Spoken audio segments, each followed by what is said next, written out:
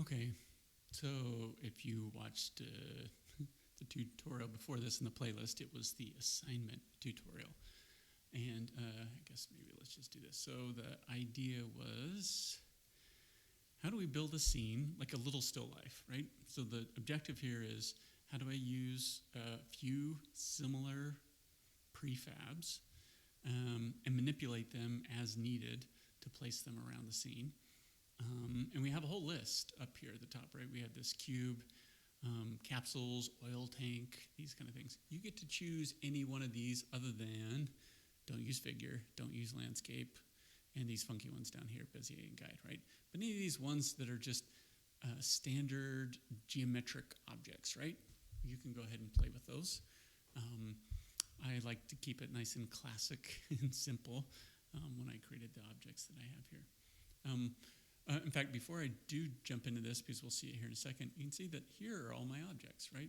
I created a little group. In 3D, we call this a null object. In essence, this is a group, and I grouped all these things together. This little extrude object is the backdrop. Right? So I have this little backdrop, just like it was like a little photo studio, right?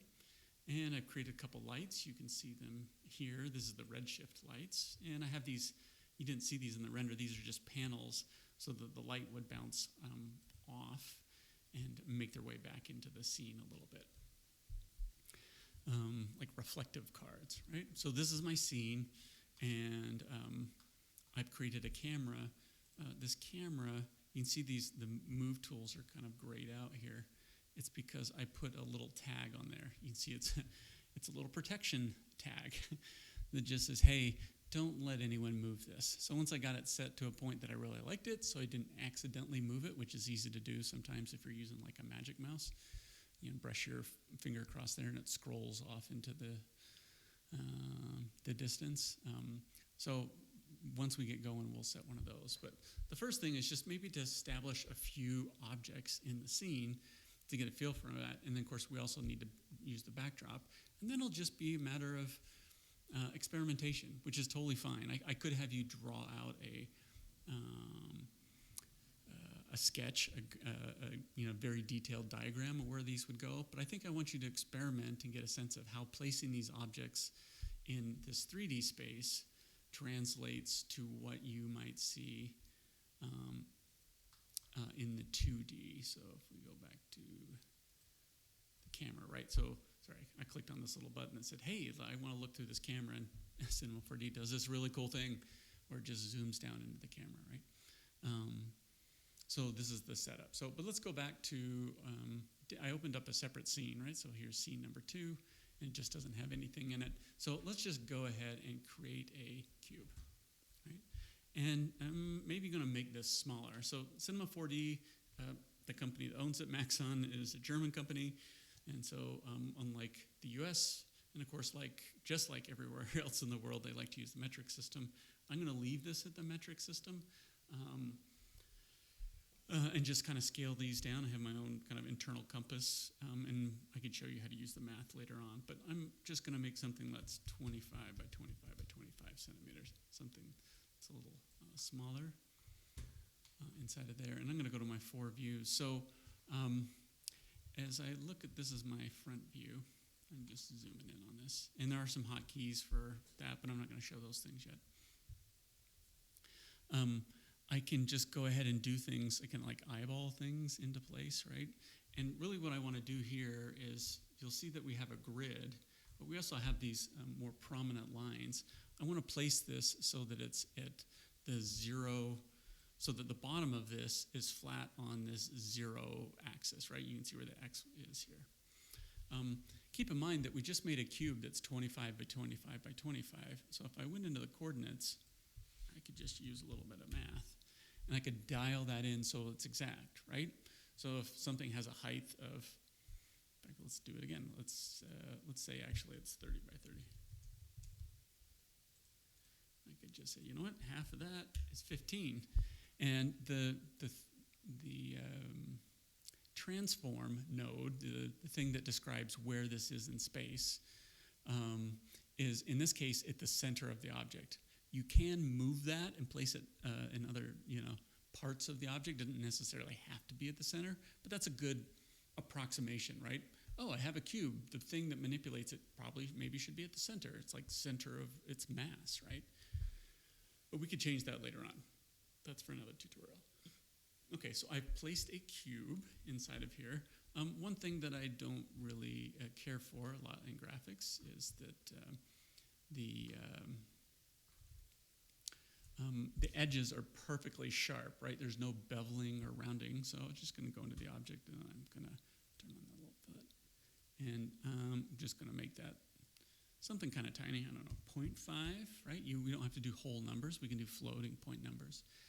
And the subdivisions is how rounded that is. So I'm just going to put that to 1 so you can see, right, that's kind of a flat edge. Right, so 3, I start to get some rounding. Maybe I want that 4, so it's going to be a little smoother. Leave it 3. Right? And what I mean by that, so inside these individual views, I can go up to display, and some of these names are mathematicians, right, that describe these shading algorithms. So we use the Gouraud shading, but Gouraud with lines is basically the wireframe, right? So this shows me what the object is made of, okay?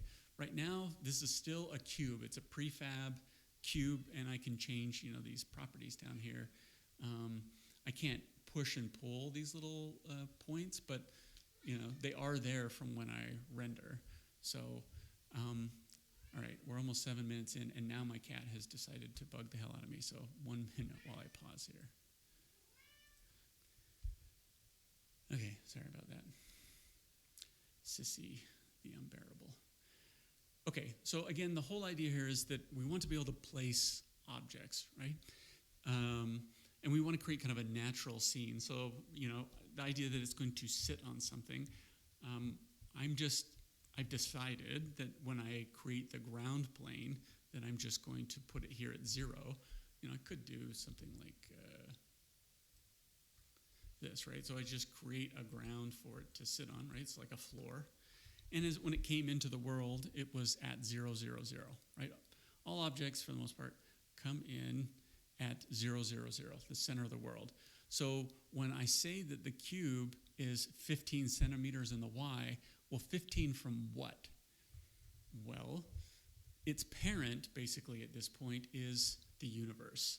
And this little point here at the center, down here, if I hide these objects, right? This is the center of the universe, according to 3D animation programs, right? So this is honestly called the origin, right? So this is the center of the universe. So when I just create an object and it isn't parented into a hierarchy,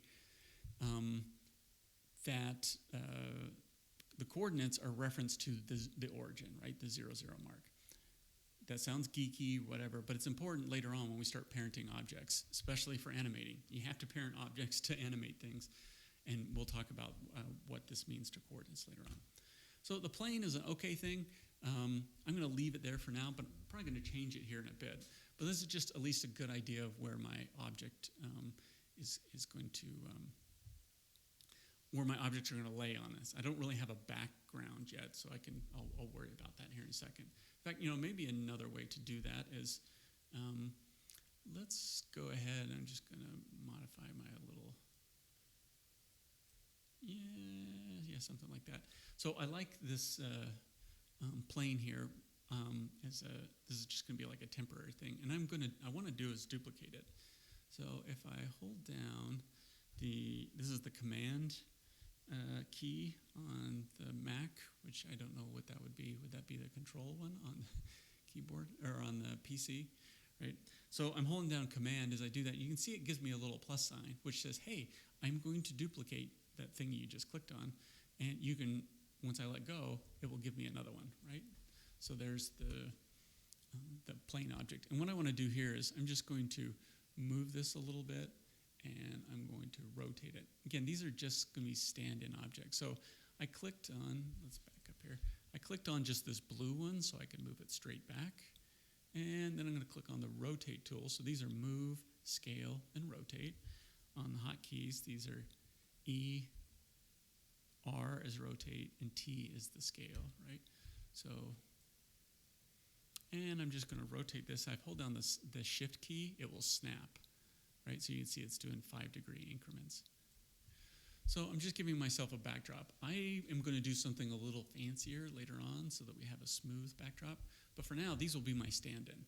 And using stand-ins is a great idea, right? It's kind of like, it's like clay. When you're dealing with the sculpture, right, and you're using clay, you kind of put chunks together, right? When you start drawing, you draw circles to like, well, this would be kind of where the body is, and this kind of where the head is. So you do the same thing and mass these geometries in place, right? So this will just be our backdrop for now, and I'll just leave those there. In fact, what I'll do is, well, I'll leave that for now. All right, so I have my cube. The other thing I want to stress is that in the real world, rarely is something at a perfect 90-degree angle. Almost always, as a default, 3D animation wants to be at a perfect right angle, right? And things are just lined up, straight forward, off to the side, whatever. So as you do part of this assignment, make sure that you just tweak things a little bit, right? If these were children's blocks, right, and this was the idea you're going to put together, they would be messy, right? They wouldn't be lined up perfectly. Even if you tried to, there would be a little bit of shifting, where it wouldn't be exactly 90 degrees. It would be 92.5, or, something like that. So as you place your objects, try to add a little bit of variability to it. Right? So I've placed this little cube. I'm going to go ahead and now create a sphere, which is going to be way too big, right? And this is intentional, right? I wanted to make things a little bit smaller. I don't know, let's just make this one 10 centimeters. Right? And so what I want to do here is place this right on top of the sphere. So I could try to eyeball it here in that view, but obviously if I look at it over here in any one of these flat views, I can get a better sense of that, right? Okay. The other thing I'll mention about this is this sphere is set up so that it has so many subdivisions, and we haven't really talked too much. We haven't talked about this, right? But these are just a default. They're set kind of a very usable low number. But when we get ready to render, these sharp lines, if we're using Redshift, we will see these, right? So if we want to smooth these out, and we'll talk more about shading, but just in case you're experimenting with this, if we want this to look, I guess if we want it to look chunkier, right, we could make it look more boxy. In fact, let's just try 8, right? So I'm encouraging you to kind of play with that if you would like on your object so you get a sense of it. Later on we could do something like, do a cylinder just to illustrate my point. So we have a cylinder over here, and I'm going to scale this down, put this up, make it a little bit smaller. But if I didn't want something totally round, it has so many height segments, 1, 2, 3, 4, right? Those are the sections. And then it has 16 if I were to go to this little pie at the top, the disk at the top, and count those.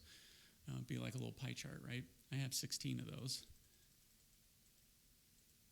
But maybe I want something that's column-like, but actually has edges, right? So I could do something like that, right? All these have various options.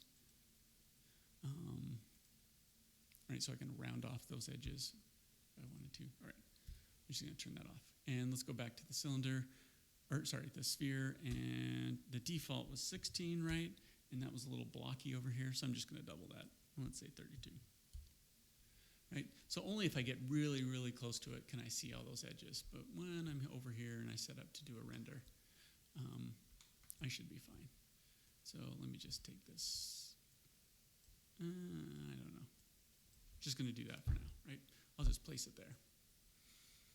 Okay, so I've created a couple objects in my setup here, and obviously I want to fill this in. So the next part of this would be maybe setting up a camera. I could continue to add a few more objects at this point, probably, and be fine with this. But at some point, you need to set up the camera because you're going to be moving things around based on how how it looks through the lens. So what we're going to do is just go ahead and create a camera itself. And the nice way that Cinema does this, so I'm going to click on this little icon so that I'm looking through this default camera, right? So it says it up here in our little heads-up display. And I'm just going to kind of zoom in here a little bit to fill the space. Maybe I've decided I want to put this off to this side. Well, let's put it over here maybe. Right, and I can kind of create an angle. It's up to you, however you would like to create your still life, right? But just think of this like when you're in your drawing class, like how do you want to picture this?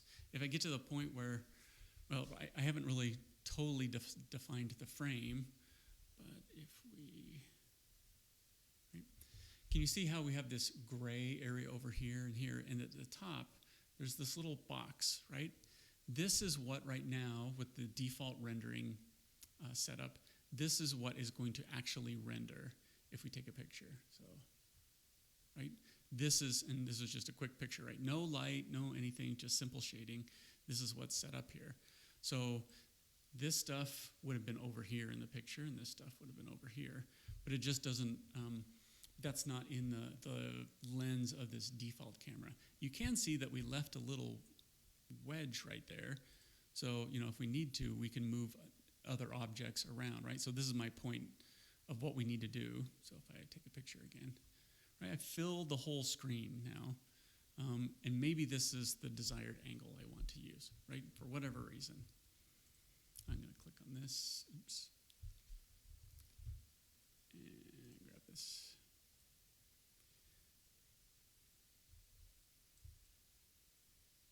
Maybe I want to make it a little bit more like that. Right, so there's going to be lots of little tweaking. If I keep the camera here at this point, maybe I want to see it so it doesn't look like it's so far off that back. Maybe I want to be able to see that back corner, right? Those kind of things. So once you get this default camera lined up, that seems like a good space, let's go ahead and create a camera. And what Cinema will do is put that new camera exactly where you were at the default camera. So if I change this from the default camera to camera, you can see it doesn't change, it doesn't move anywhere. Let me go to default camera, and let me move around, and you can see there is our camera, right? So the camera's set up here, and this pyramid that's being projected out from it, this tells us what is in view. This is called the frustum. So it's just the picture viewer, right? You can see I'm glad I did that. I accidentally, in trying to rotate around, clicked and moved that, but I don't want to do that. So we're going to add our first tag here, and then we're going to call this tutorial good for the time being, and we'll go on to another. So I have the camera up here. Once I feel good about this being here, and later on we could make a change, right? But at some point we have to make a decision. Like, okay, seems like this is where I want to be. Maybe I'd had a couple other objects in the scene. But now what I want to do is lock that down. So I'm going to right-click on the word camera, and you can see there's, oh my God, menus and stuff everywhere. There's all kinds of stuff, right? So what we want to do is put a tag on here that basically locks this out so that we can't do anything. And there'd be several ways we could do this, but it's under, I always forget, the rigging tags. Right, so underneath the rigging tags, there is the protection tag, right? So I'll just put that on there. And if once I create it, it basically gets selected. You can see it has a little orange box around it. So it tells me, hey, the position is locked. The scaling is locked. The rotation is locked, right? And I could turn those off later on if I want to and move the camera around and then lock them back down again if I need to. But at least this way I don't have to worry about accidentally trying to rotate around thinking I'm in the default screen, right?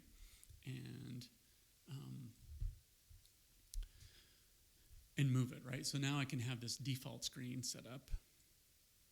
And later on, I think in the next tutorial, what I'll do is show you how to create another little window and dock it over here so that when we do get to,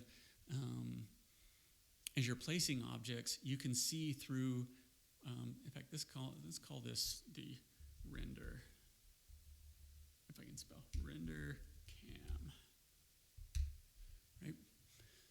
So that'll be the render camera, and we'll set that up so that we can look through that while we're also looking through the default camera. So as we move around and place objects, we also get to see what they'll look like in the final image. Okay, so this is a basic setup. We're doing okay. Oh boy, 20 minutes, gone pretty long there. So I will stop there and move on to the next.